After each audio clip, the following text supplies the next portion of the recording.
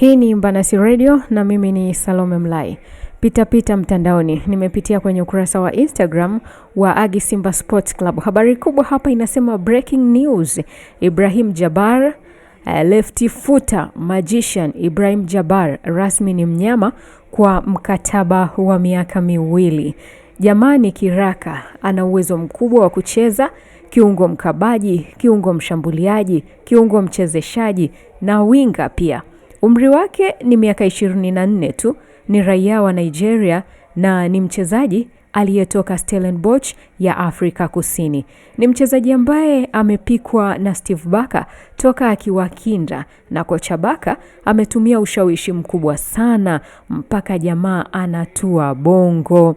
Kule Afrika Kusini walikuwa wanamuita Messi wa Ankara. Jamani, fundi haswa, kila touch yake inakuwa superb.